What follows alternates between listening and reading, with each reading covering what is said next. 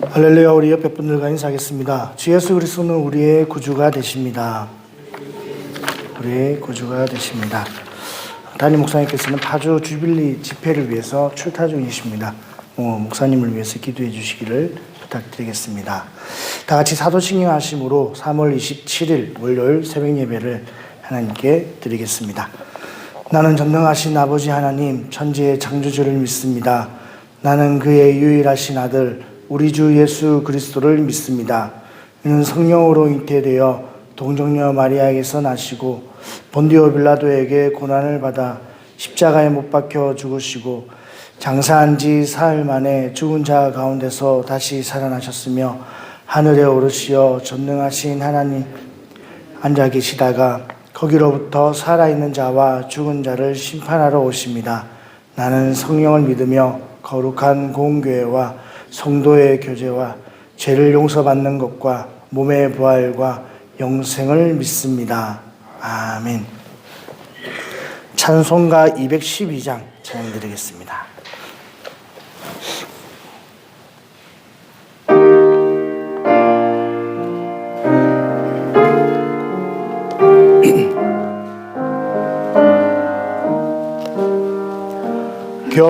겸손히 주를 섬길 때 괴로운 일이 많으나 구주여 내게 힘주사 잘 감당하게 하소서. 인자말을 가지고 사람을 감화시키며 갈 길을 잃은 무리를 자리도하게 하소서. 구주의 귀한 인내를 깨달아 알게 하시고 굳건한 믿음 주셔서 늘 승리하게 하소서. 장래의 영광 비추사 소망이 되게 하시며 구주와 함께 살면서 참 평강 얻게 하소서.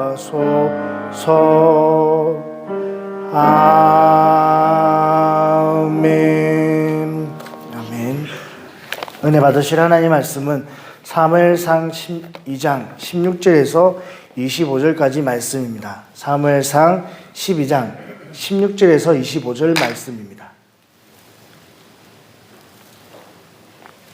우리 한 절씩 교독하도록 하겠습니다. 너희는 이제 가만히 서서 여호와께서 너희 목전에서 행하시는 이 큰 일을 보라.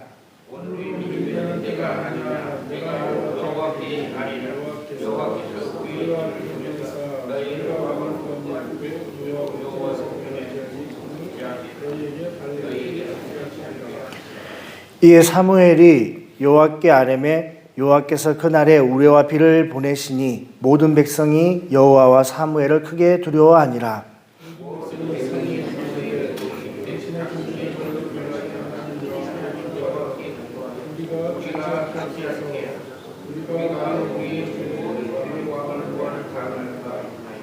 사무엘이 백성에게 이르되 두려워 말라. 너희가 과연 이 모든 악을 행하였으나 여호와를 따르는 데에서 돌아서지 말고 오직 너희의 마음을 다하여 여호와를 섬기라.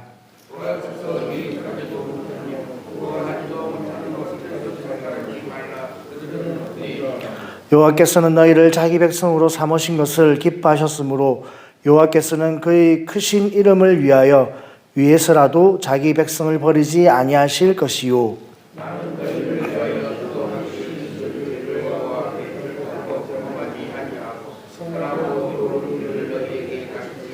우리 두 절 같이 읽겠습니다. 너희는 여호와께서 너희를 위하여 행하신 그 큰 일을 생각하여 오직 그를 경외하며 너희의 마음을 다하여 진실을 섬기라. 만일 너희가 여전히 악을 행하면 너희와 너희 왕이 다 멸망하리라.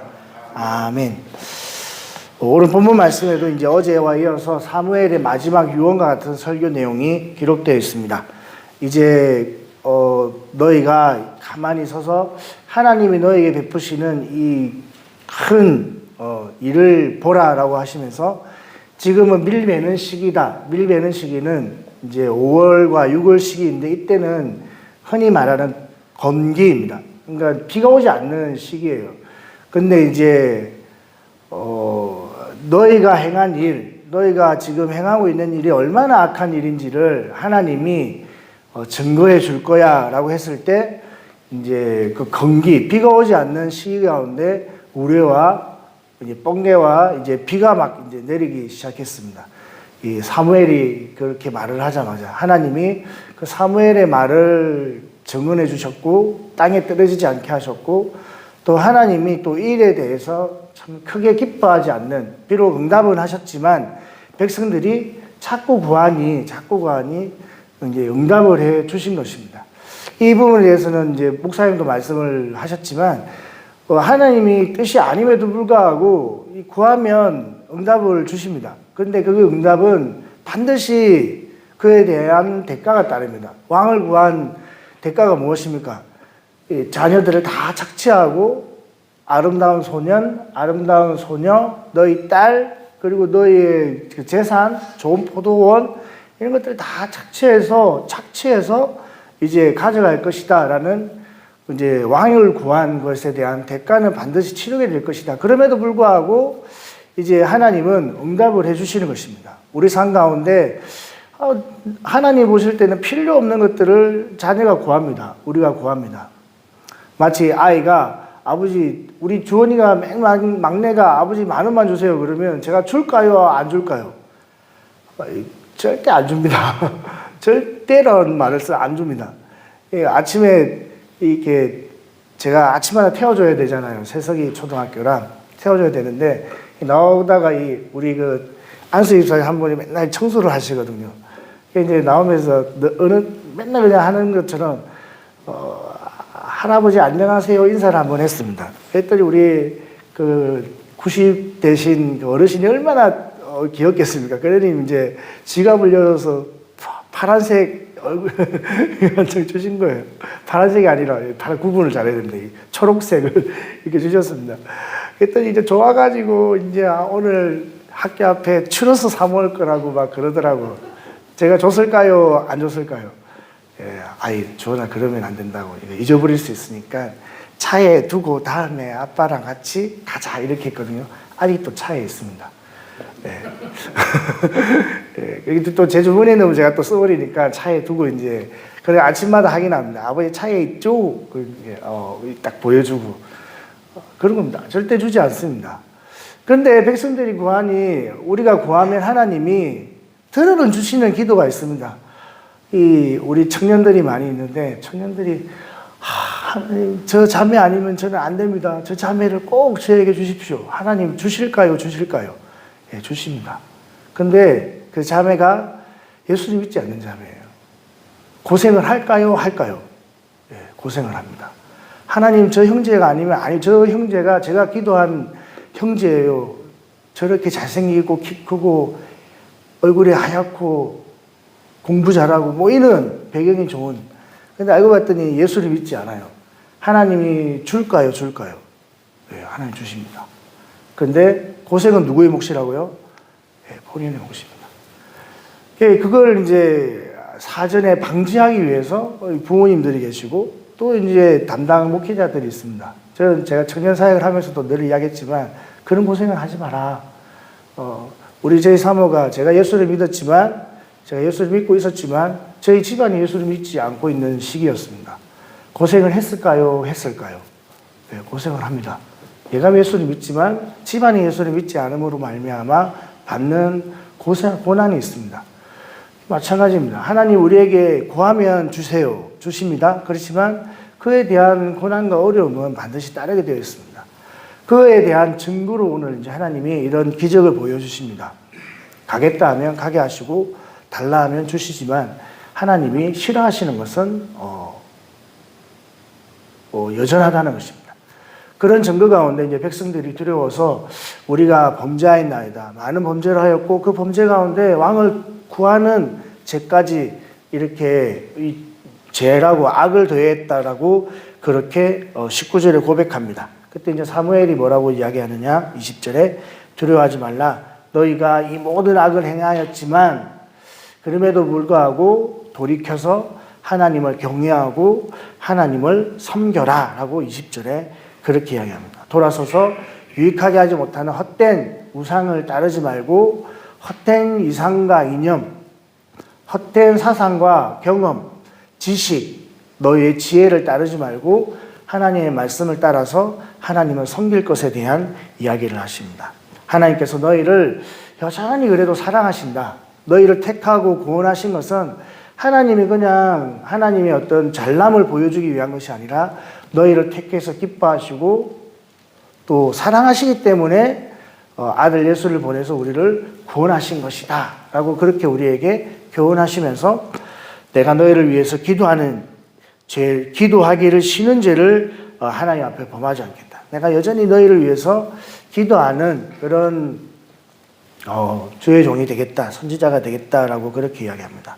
그리고 너희는 24절, 25절에 여호와께서 너희를 위하여 행하신 그 큰 일을 생각하여 이 그 큰 일은 어떤 일이냐면 구원입니다. 구원. 성경에서 말하는 큰 일은 다 구원입니다. 이제 조상들에게 행하신 큰 일은 출애굽, 너희에게 행하신 일은 그래도 크고 작은 어려운 일 가운데 너희를 살리시고 그 구원하신 일.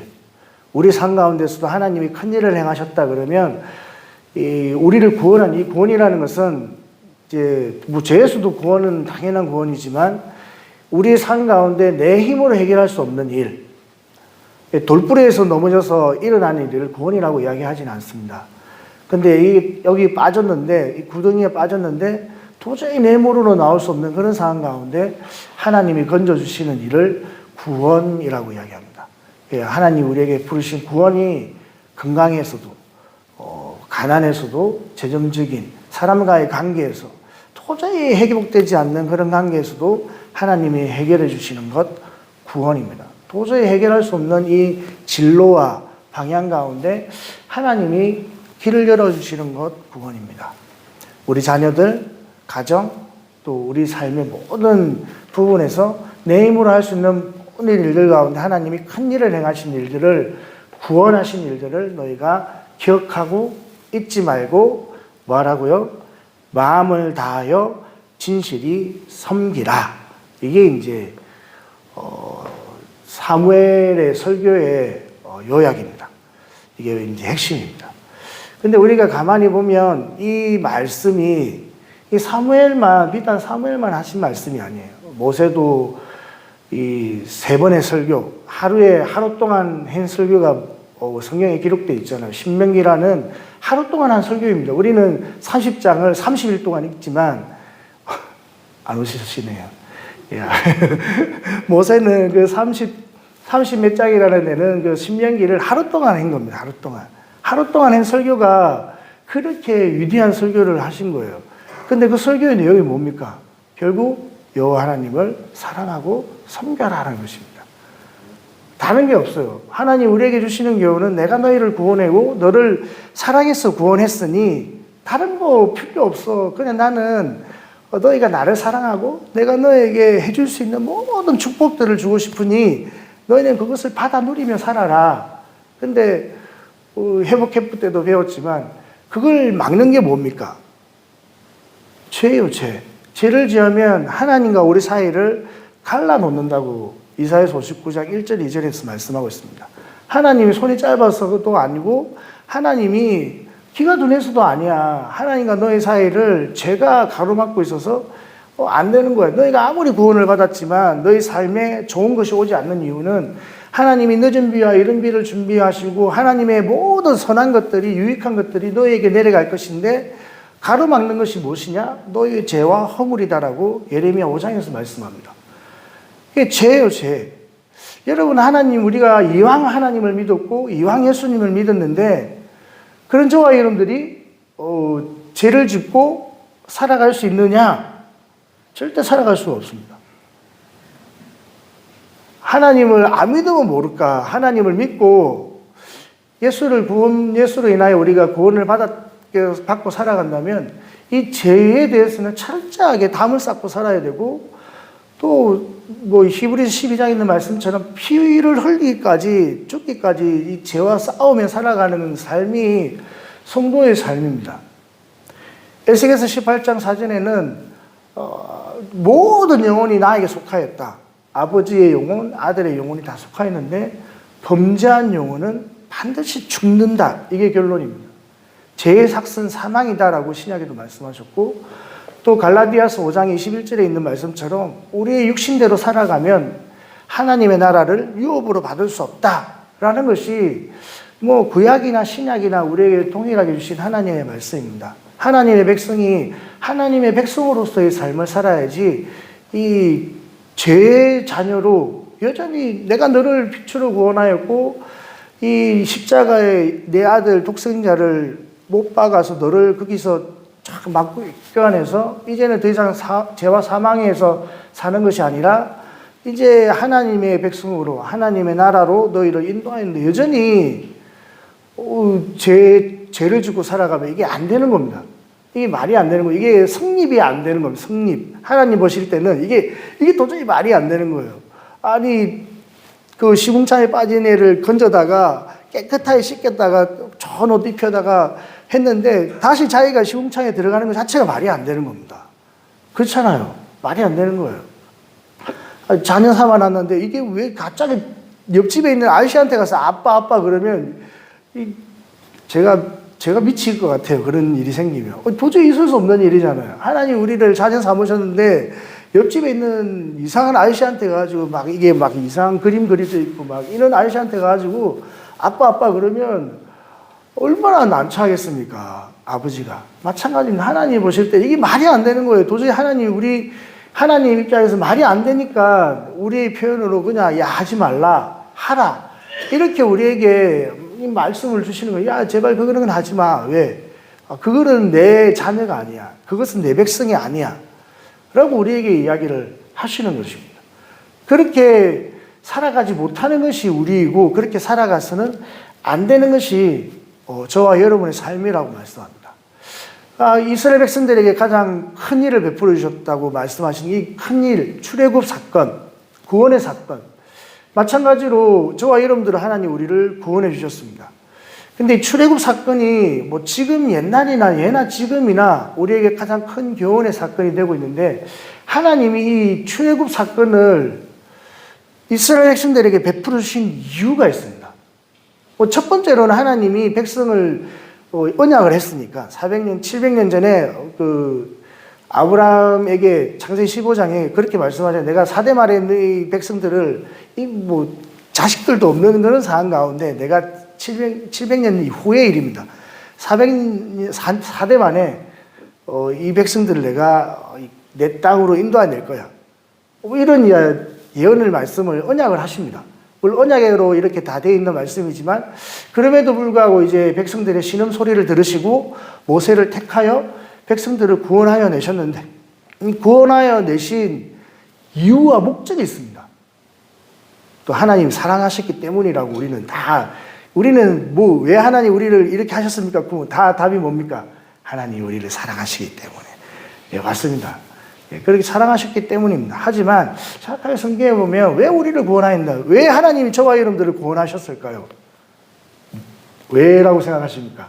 사랑하시기 때문에 맞습니다. 다 마찬가지예요. 다 답이 근데 이 성경에 보니까 이렇게 말씀을 하고 있습니다. 출애굽기 7장 16절에 보면 그에게 이르기를 히브리 사람의 하나님 여호와께서 나를 왕에게 보내어 이르시되 내 백성을 보내라. 이 백성들을 보내라라고 모세를 보내가지고 애굽 바로에게 이야기를 합니다. 내 백성을 보내라. 그러면 그들이 광야에서 나를 섬길 것이다. 백성을 보내야 될 이유가 뭐냐면 광야에서 하나님을 섬기기 위해서 보낸다는 겁니다. 그냥 우리는 사랑했기 때문에 끝이 아니에요. 이 사랑함으로 끝난 거는 예수를 믿기 전입니다. 하나님을 믿기 전에는 사랑한다는 그 한마디면 끝입니다. 물론 예수를 믿고 난 다음에도 여전히 하나님 우리를 사랑한다 그러면 끝이에요. 게임 오버, 끝입니다. 뭐 다른 말이 필요 없습니다. 내가 너를 사랑하노라 이 한마디만 들으면 끝나는 겁니다. 우리 목사님도 그런 간증 많이 하시잖아요. God is love. 이건요, 하나님의 사랑을 알지 못할 때 이 사랑이라는 말만 들으면 끝나는 거예요. 저도 처음 청년 시기에, 이게 청소년 시기에, 이게 교회에서 막 집회를 해가지고 막 손 얹고 기도해 주시는 분들, 우리 당시 90년대에 너무너무 많았던 것 같아요. 그때 저희 시골에도 우리 전도사님이 뭐 유명한지는 안 유명한지는 모르겠지. 어쨌든 막 이렇게 은사자들을 모셔다가 넘어가기도 하고 자빠지기도 하고 입신도 하고 막 이런 일들이 하나님 있었습니다. 뭐 성령이 막 충만하니까. 아이들이 제 또래, 제 위에 선배, 뭐 한 교회 성도가 50명인데 그러니까 고등학교 1학년, 2학년, 3학년 아이들이 40명입니다. 그러니까 50명 가운데 40명이면 아이들만 이렇게 많이 있는 교회예요. 그러니 뭐 우리는 다 주의 종이 되겠다 하니까 이제 목사님이 이제 전도사님이 막 이제 데려다가 이제 진짜 네가 진짜 주의 종인가 아닌가 막 이렇게 막 이제 손을 얹고 막 기대해 주잖아요. 그러면 사랑하는 아들아 그러면 울고 막 그냥 난리 나잖아요. 그런 경우 안 하셨나요? 뭐 다른 말 필요. 하나님 나를 주의 종을 불렀을까 안 불렀을까 이게 처음에는 궁금했다가 딱 손 얹는데 사랑하는 아들아 그러면 끝나는 겁니다. 게임 끝이에요. 얼마나 그 위대한 말입니까? 사랑한다니 나를 사랑한대 하나님이 나를 사랑한대 너는 주의 종이야 막 이러면 막 그냥 난리 나는 거예요. 그냥 그런 제가 전도한 친구가 지금 이제 목회를 하고 있지만 그 친구는 손 얹는데 너는 돈을 많이 벌 거야 이러니까 애가 돈을 많이 번다니 얼마나 좋아요. 근데 애가 자기를 아니라 나는 주의 종 할 거라고 주의 종 할 거라고 그렇게 울던 시기가 그런 시기가 있습니다.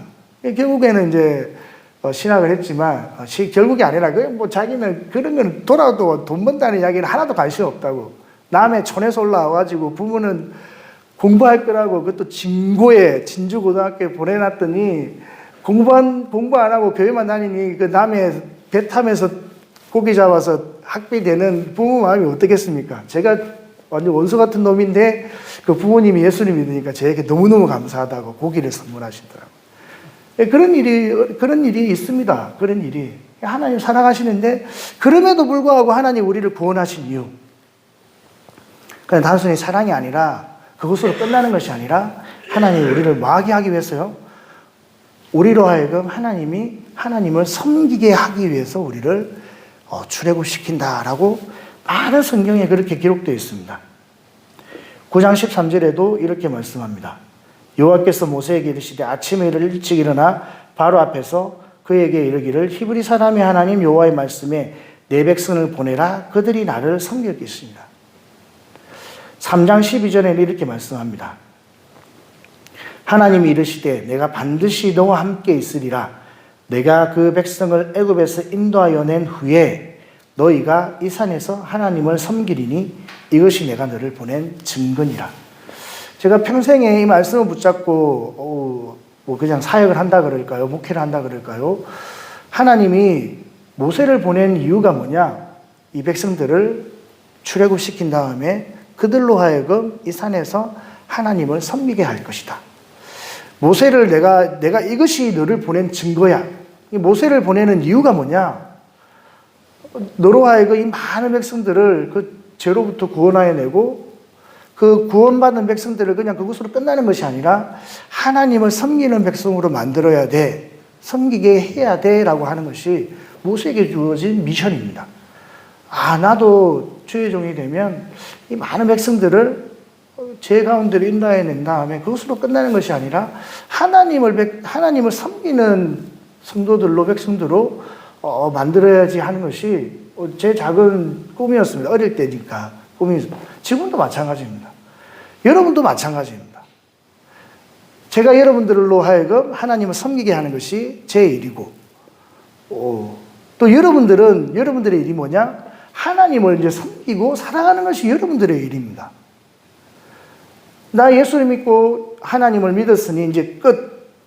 나는 구원받았으니 끝. 이런 삶이 아니라 이제 우리가 구원을 받았기 때문에 이제는 하나님의 백성으로서 하나님께서 기뻐하시는 삶, 하나님이 원하시는 삶, 하나님 우리에게 요구하시는 삶이 무엇인지 귀를 기울이고 살아야 되는 것입니다.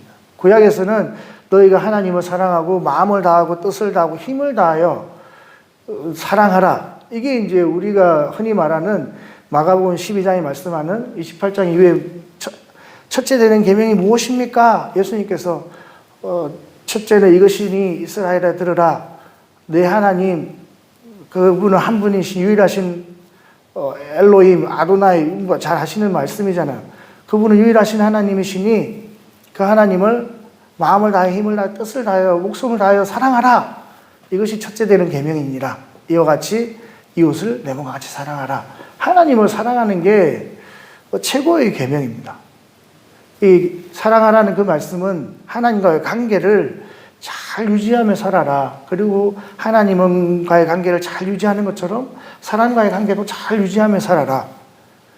죄를 짓고 악을 행하면 하나님과의 관계도 깨어지게 되고 또 사람에게 해를 입히고 모진 말을 하고 사랑하지 않으면 사람과의 관계가 좋아집니까? 절대로 좋아질 수 없습니다. 내 하고 싶은 말 다 하고 내 하고 싶은 대로 다 하고 그러면 누가 나를 좋아하겠습니까? 누가 나를.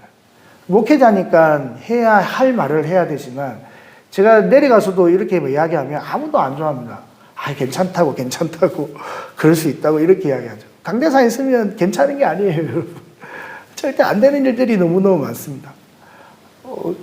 사람과의 관계에서도 하고 싶은 말이 너무너무 많아도 그래도 참고 괜찮다고. 근데 하고 싶은 말 다 하고 하고 싶은 대로 다 하고 자녀도 마찬가지입니다. 부모님들이 애들에게 하고 싶은 말 다 하고 하고 싶은 대로 다 하잖아요. 그리고 이 부모와 자녀 관계가 좋을래야 좋을 수가 없는 겁니다. 사람도 마찬가지입니다. 그렇게 관계를 잘 하나님과의 잘 관계를 유지하는 것이 이 하나님이 원하시는 삶이다. 신약에서는 이렇게 말씀합니다. 고린도후서 5장 15절에 그가 모든 사람을 대신하여 죽으심은 살아있는 자들로 하여금 다시는 그들 자신을 위하여 살지 않고 모든 사람, 예수님이 모든 사람을 대신하여 죽으심은 예수님이 우리를 위해서 죽으신 것은 살아있는 저와 여러분들이 다시는 자기 자신을 위해서 살지 않고 오직 그들을 살아있는 자를 대신하여 죽었다가 다시 살아난 이를 위하여 살게 하며 합니다. 그러니까 지금 저와 여러분들이 살아가는 것은 나를 위해서 살아가는 것이 아니라 나를 위해 죽으시고 다시 살아나신 그 하나님을 위해서 살아가는 것이 우리의 몫이라는 겁니다. 그것을 또 갈라디아서에서는 이렇게 말씀합니다. 내가 그리스도와 함께 십자가에 못 박혔나니 죽었으니 그런즉 이제는 내가 사는 것이 아니요 오직 내 안에 그리스도께서 사시는 것이라. 이제 내가 육체 가운데 사는 것, 내가 죽었는데 십자가에 못 박혀 죽었는데 이 죽음은 이제 죄를 못 박는 거겠죠. 우리 옛사람을 못 박는 것입니다. 이제 새로운 피조물은 어떻게 살아가야 되느냐? 내가 육체 가운데 살아가는 것은 나를 사랑하사 나를 위하여 자기 자신을 버리신 하나님의 아들을 믿는 믿음 안에서 사는 것이라. 우리의 삶은 절대 믿음을 벗어날 수 없습니다. 이 믿음은 많은 말로 표현되지만 말씀을 벗어날 수 없고 진리를 벗어날 수 없습니다. 우리 이 청소년 사역을 하다 보면 아이들이 그런 생각을 합니다. 뭐 이거 하라 저거 하라 이야기하면 왜 그렇게 우리를 억압하느냐, 왜 그렇게 막 그냥 구속하느냐. 이 구속이 아닙니다. 이게 진정한 자유입니다. 진리를 알지니 진리가 너희를 자유케 하리라. 우리의 진정한 자유는 그냥 무조건 내가 마음대로 하고 마음대로 말하고 마음대로 가고 마음대로 먹는 이게 자유가 아닙니다. 너희의 자유함을 악을 가리는 데 쓰지 말라라고 말씀을 하였습니다. 우리의 자유함은 방종함이 아니라 종로로 타는 것이다 라고 이야기합니다. 하나님 우리를 구원하셔서 자유케 하신 것은 그냥 마음대로 뛰어다니고 이거 푸른 푸장 저 푸른 초원위에 집을 짓고 그냥 마음대로 살라는 것이 아니라 하나님 쳐놓은 울타리 안에서 자유하는 겁니다. 근데 그 울타리가 뭐 좁느냐? 아니에요. 아들을 내어주시니까 뭐 구하는 모든 것을 주시지 않겠느냐? 내가 온 이유는 생명을 얻게 하고 더 풍성하게 얻게 하는 것이 내가 온 이유야 라고 말씀하시면서 여러분들이 지금 살아가면서 하나님이 주시는 풍요를 내가 다 경험했다고 하시는 분이 계시나요? 아무도 없습니다. 하나님이 우리에게 주시고자 하시는 풍요는 이런 수준이 아닙니다. 근데 우리가 다 받아 누리지 못하고 있습니다. 찾아야 될 것도 있고 또 하나님께 지금도 받아야 될 게 너무너무 많습니다. 우리 어르신들 많이 있지만 이게 지금 이 모습이 다는 아닙니다. 저는 뭐 최근에도 이런 모습을 보지만 그래도 참 저렇게 연세가 있으시지만 행복하게 사시는구나. 참 자녀들에게 사랑받고 사시는구나. 이런 모습을 보면 참 감사합니다. 뭐 내일도 아닌데 그냥 감사합니다. 그래야 또 저한테도 그런 일이 있겠죠. 감사하고 야 저렇게 행복하게 사는구나. 또 참 저렇게 어렵게 사시는구나. 하나님 우리에게 주시고자 하는 풍성함은 어마어마하고 상상할 수 없는 풍성함입니다. 그런데 우리는 그것이 좁다고 억압이 되었다고 힘들다고 이야기합니다. 그게 뭐가 힘듭니까? 10가지 계명 그게 뭐가 힘들어요? 10가지 계명 여러분 힘듭니까? 10계명을 보고 이걸 어떻게 지키고 살아 하시는 분이 계시나요? 야 이게 너무너무 쉽지. 이 정도면 뭐 야 껌이야 껌. 자다가 뭐 누워서 마시는 죽보다 쉬운 게 10계명이에요. 근데 뭐 10계명이 힘들다고 하나님의 법이 어렵다고 이야기하십니까? 하나도 안 어려워요. 10개의 계명 생각해 보십시오. 여러분 살인하라 그러면 살인하겠냐고요? 살인하지 말라고 하니까 얼마나 감사해요. 근데 여러분 너희는 살인할지니라 이러면 여러분 살인하고 살 거예요? 맨날 피 흘리며 살 거냐 이 말입니다. 간음하라 너희는 간음하고 살지라 그러면 여러분 간음하고 살 거예요? 간음하고 사는 게 쉽습니까? 안 하고 사는 게 쉽습니까? 안 하고 사는 게 100배, 1000배 쉽습니다. 맨날 거짓말하고 살라 그러면 여러분 쉬우냐 이 말입니다. 남의 이웃의 물건을 탐하고 훔치고 살아라 그러면 맨날 내가 뭐 훔칠까 이러고 고민하고 돌아다녀야 되는데 얼마나 그게 힘들어요. 그런데 훔치지 말라니까 얼마나 이게 자유합니까? 근데 우리는 반대로 생각해요. 맨날 하나님 하지 말라 그런다 그러고 하라 그런다 그러고 그러니 우리가 정말 죄의 종로로 했다라는 이 죄의 습관이 여전히 남아있으니 하나님 주시는 말씀도 맨날 왜 나를 힘들게 하냐고 억압하냐고 그렇게만 이야기하는 거예요. 아니 하나님 우리에게 자유를 주셨고 그 말씀이 우리를 정말 진정으로 자유케 한다라고 성경은 말씀하고 있습니다. 근데 그 결론이 무엇이냐? 결론이 이 말씀은 꼭 읽고 넘어가야 돼가지고 읽고 마치겠습니다. 전도서 12장 13절에 이렇게 말합니다. 결론이 무엇이냐? 일의 결국을 다 들었으니 솔로몬이 자기가 경험했던 모든 그 짧은 그 인생이지만 그러나 내가 하나님 주신 정말 많은 일들을 내가 경험하면서 이렇게 전도서를 기록했는데 그 결국이 뭐냐? 처음에도 헛되다 했던 그 솔로몬이 전도서를 기록하면서 일의 결국을 다 들었으니 하나님을 경외하고 그의 명령을 지킬지어다. 이게 결론입니다. 우리 인생에 주신 결론은 솔로몬이 볼 때 그래도 인생 가운데 가장 지혜로운 사람, 가장 복을 받은 사람, 우리와 비교가 안 되는 그런 하나님의 축복을 받고 하나님의 지혜를 받고 하나님의 은혜를 받고 하나님의 사랑을 받은 전무후무한 이런 일이 있었던 솔로몬이 우리에게 그래도 믿을만 하잖아요. 받을만 하잖아요. 들을만 하는 말이잖아요. 그 사람이 솔로몬이 우리에게 일의 결국을 다 들었으니 하나님을 경외하고 그의 명령을 지킬지어다. 이것이 사람의 본분이다. 구원받은 백성으로서의 마땅한 바는 다른 게 아니라 하나님을 섬기는 것이고 하나님의 말씀을 따라 살아가시는 것이다. 이것이 인생의 결론인 것입니다. 여러분 이 새벽에 주님 앞에 나와서 예배드리는 이유가 무엇입니까?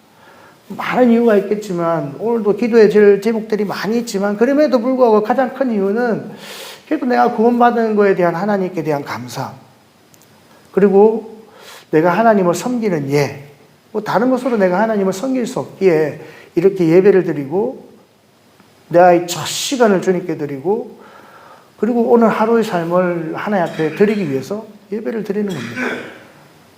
그리고 그에 더불어서 하나님 또 이것도 좀 주시고 저것도 좀 주시고, 그러면 제가 또 하나님을 더 잘 섬기고, 하나님 다 아십니다.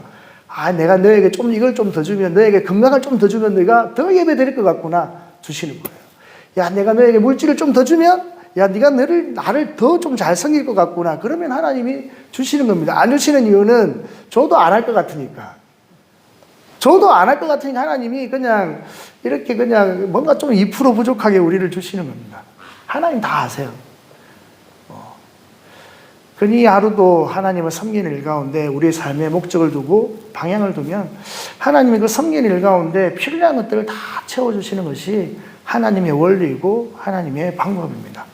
하나님을 사랑하고 섬기는 것, 이것이 이제까지 2000년, 4000년 가운데 있었던 우리 앞에 있는 믿음의 선배들이 우리에게 주시는 유언입니다. 하나님을 사랑하고 섬겨라. 오늘 하루도 하나님을 많이 사랑하고 또 여러분 삶 가운데 다양한 모습으로 사람을 대하면서도 하나님을 섬기는, 또 물건을 팔면서도 하나님을 섬기고, 동계산을 하면서도 하나님을 섬기고, 사람을 이렇게 대하면서도 하나님을 사랑하는 마음으로, 섬기는 마음으로 그렇게 우리의 손을 쓰고 발을 쓰고 말을 쓰고 눈을 쓰면 여러분 삶이 복이 있고 그 삶이 쓰임받는 삶이 될 수 있다는 믿음을 가지고 오늘 하루도 믿음으로 승리하는 저와 여러분들 다 될 수 있기를 예수님의 이름으로 축복합니다. 하나님 감사합니다. 오직 여호와만을 섬기는 우리 모든 성도님을 낼 수 있도록 주님 축복하여 주시옵소서. 예수님의 이름으로 기도드리옵나이다. 아멘. 하늘에 계신 우리 아버지, 아버지의 이름을 거룩하게 하시며 아버지의 나라가 오게 하시며 아버지의 뜻이 하늘에서와 같이 땅에서도 이루어지게 하소서. 오늘 우리에게 일용할 양식을 주시고 우리가 우리에게 잘못한 사람을 용서하여 준 것 같이 우리 죄를 용서하여 주시고 우리를 시험에 빠지지 않게 하시고 악에서 구하소서.